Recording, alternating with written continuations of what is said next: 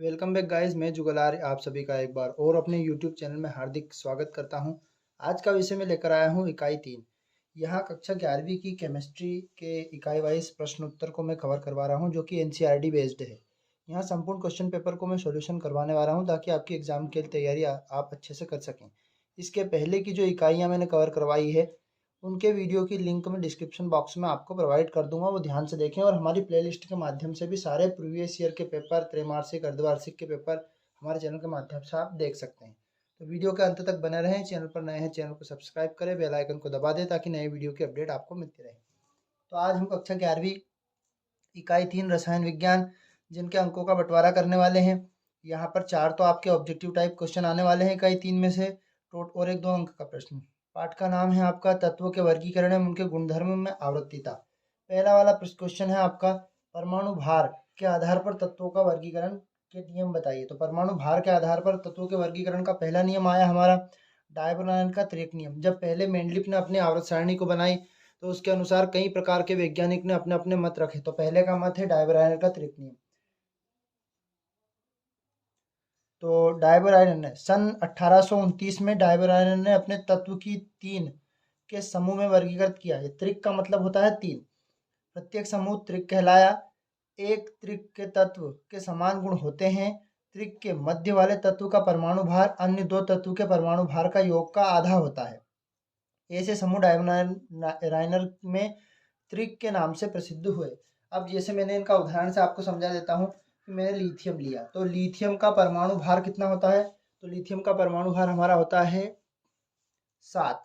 तो हमने यहाँ मान लो लिथियम का परमाणु भार लिख दिया। और सोडियम का परमाणु भार होता है हमारा 23 और पोटेशियम का परमाणु भार होता है 39। तो हमने कहा कि त्रिक मतलब 3 हमने तत्व ले लिए। इन 3 तत्व के अनुसार हमने बताया कि यहाँ पर जो पहले और इसका तीसरा जो तत्व है उनका जो योग है लगभग दूसरे का आधा होता है। तो मैं जोड़ के बता देता हूँ आपको। 7 में यदि मैं 39 को जोड़ूं और उसका आधा करूं, मतलब उसमें 2 का भाग लगाऊं, तो हमें 23 प्राप्त होता है जोड़ने के बाद जब इसमें भाग लगाया। एक और एग्जांपल इसका दे देता हूं मैं आपको कि जो Cl है आपका क्लोरीन, इसमें इसका है 35.5 और हमारा Br है ब्रोमीन, इसका है 80 और यहाँ पर देखा जाए तो ये आपका होता है 27। जब इनको हम आपस में जोड़ेंगे 35.5 में 127 और इसका करेंगे आधा, तो आधा करने पर हमें 81.25 लगभग प्राप्त हुआ। यानी कि देखो ये यहाँ पर त्रिक के अनुसार लगभग आधा प्राप्त हुआ, किंतु यहाँ पर इस विधि में समस्त ज्ञात तत्व को त्रिक में वर्गीकृत नहीं किया जा सका। कुछ गिने चुने तत्व ऐसे थे जिनको त्रिक में वर्गीकृत किया, बाकी सारे तत्व को त्रिक में वर्गीकृत नहीं किया जा सका, इसलिए यहाँ नियम इतना सफल नहीं हो पाया। इसके बाद तत्व के भार के अनुसार आया न्यूलैंड का अष्टक नियम। तो न्यूलैंड ने अपने अष्टक नियम में कहा, कब कहा? जैसे मान लो यहाँ पर हमने पूरा इसका डिटेल बताया है, आप थोड़ा सा नियम में बताऊं वहां से लिख देना। सन 1865 में न्यूलैंड ने अपने अष्टक नियम का प्रतिपादन किया, जिसके अनुसार, तो यहाँ से लिखना, सन लिखने की जरूरत नहीं, यदि सन लिखो तो सही, नहीं तो फिर सन नहीं लिखना। जब तत्व को उनके बढ़ते हुए परमाणु भारों के क्रम में रखा जाता है, किसमें? परमाणु भारों के भार, तभी किसी तत्व से शुरू करने वाले 8वां तत्व, मतलब पहले तत्व से जो शुरू किया और उसके नंबर के अनुसार 8वां तत्व आया, उसी के समान गुण वाला तत्व होता है जो 8वां तत्व होता है।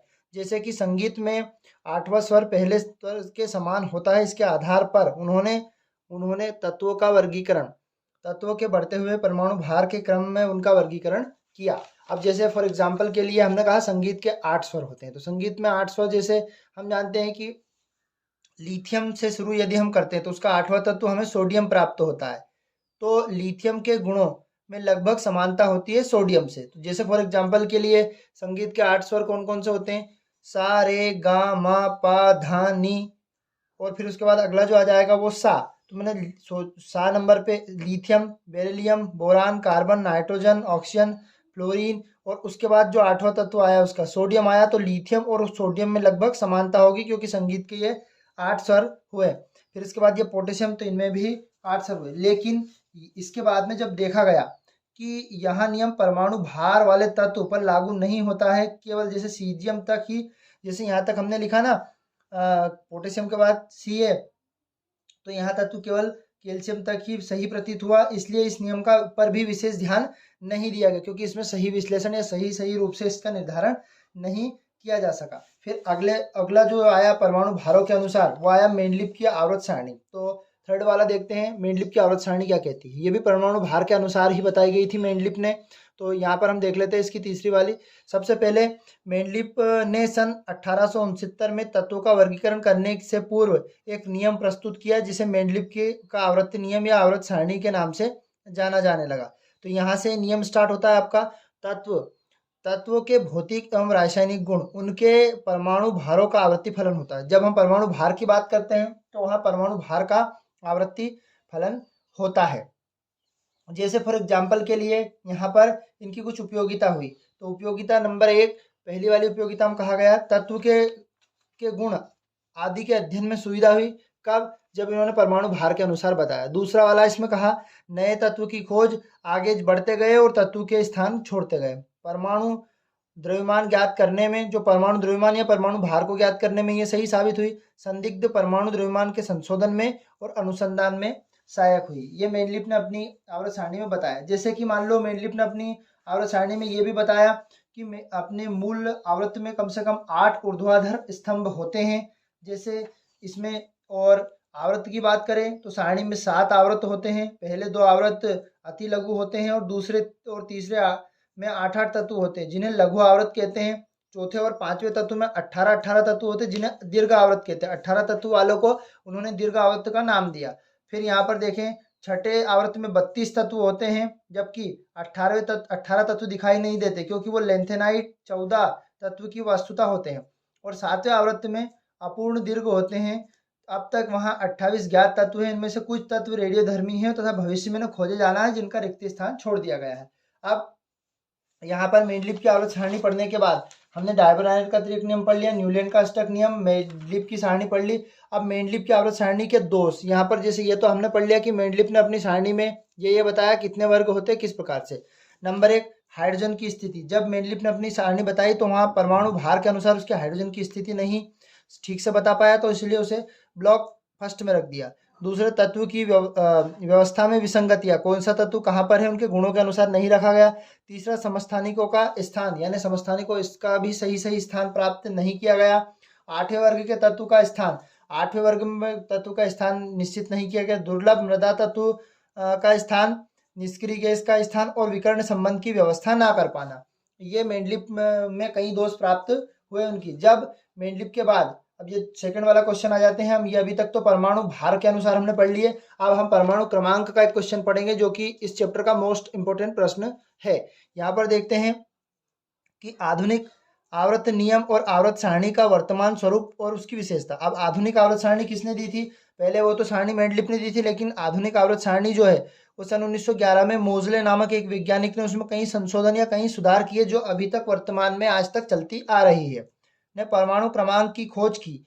अब उन्होंने कहा कि तत्व के भौतिक एवं रासायनिक गुण परमाणु द्रव्यमान पर निर्भर ना करके, मतलब उन्होंने झुठला दिया मेंडलीव ने जो कहा था कि परमाणु भार या परमाणु क्रमांक पर, इन्होंने कह दिया कि परमाणु भार पर निर्भर ना करके उनके परमाणु क्रमांक अर्थात प्रोटॉन की संख्या, यानी कि परमाणु क्रमांक और प्रोटॉन की संख्या बराबर होती है, पर निर्भर करता है। और परमाणु क्रमांक ही तत्व के मौलिक गुणधर्म हैं, ना कि परमाणु द्रव्यमान। परमाणु, इसलिए मोजले ने अपने तत्व के वर्गीकरण के आधार पर द्रव्यमान को ना मानकर उनके परमाणु क्रमांक को ही माना गया। इसे आधुनिक आवर्त सारणी का नियम कहते हैं।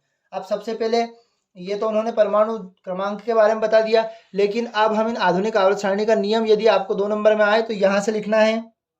ये इसका विश्लेषण करने के बाद, आधुनिक आवर्त का नियम, तत्व के भौतिक तथा रासायनिक गुण, उनके परमाणु संख्या या परमाणु क्रमांक का आवर्ती फलन होता है। वहां पर परमाणु भार की बात करी थी, अब यहाँ पर क्रमांक की बात कर रहे हैं। तत्व के भौतिक एवं रासायनिक गुण, उनकी परमाणु संख्या का आवर्ती फलन होता है। ये इसका आधुनिक आवर्त सारणी का नियम हुआ, और ये किसने दी थी? मोजले ने आधुनिक आवर्त सारणी दी थी। अब यहाँ पर उन्होंने बताया कि इस आधुनिक आवर्त सारणी में इस नियम का अर्थ यह हुआ कि जब तत्व को उनके बढ़ते हुए परमाणु क्रमांक के क्रम में रखा गया। अब जैसे कैसे क्रम में रखा जाता है, तब एक निश्चित अंतराल बाद उनके गुणों में लगभग सभी गुण जो व्यवस्थित किए गए उनमें समानता होती है। जैसे पहला वाला ब्लॉक जो होता है हमारा, उनमें फर्स्ट ब्लॉक में हाइड्रोजन, लिथियम, सोडियम, पोटेशियम और रूबिडियम, सीजियम, फ्रेंसियम, यानी कि 1, 3, 11, 19, 37, 55 और 87 में लगभग गुण समान कैसे, जैसे हम ऊपर से नीचे की तरफ जाएंगे तो उनमें 2, 8, 8, 18, 18, 32 के क्रम का अंतराल रहेगा और उनके गुणों में लगभग समानता होगी। तो इस वीडियो में हमने इकाई 3 को स्टार्ट किया है और इकाई 3 के कुछ महत्वपूर्ण क्वेश्चन आपके लिए तैयार किए हैं, वो हमने आपके सामने रखे। वीडियो यदि आपको पसंद आए तो लाइक कीजिए, अभी तक चैनल को सब्सक्राइब नहीं किया है तो चैनल को सब्सक्राइब कर दें, बेल आइकन को प्रेस कर दें, ताकि इसी प्रकार के आपके इकाई वाइज वीडियो मैं आपको तैयार करता रहूं। और हमारी प्लेलिस्ट के माध्यम से जाकर आप साइंस सब्जेक्ट के जितने भी क्वेश्चन आपके पेपर हैं प्रीवियस ईयर के हर 5 साल के, वो मैं आपको प्लेलिस्ट के माध्यम से प्रोवाइड करता रहूंगा। तो जल्द ही हम इसके अगले वाले वीडियो में मिलते हैं। जय हिंद साथियों, टाटा बाय बाय।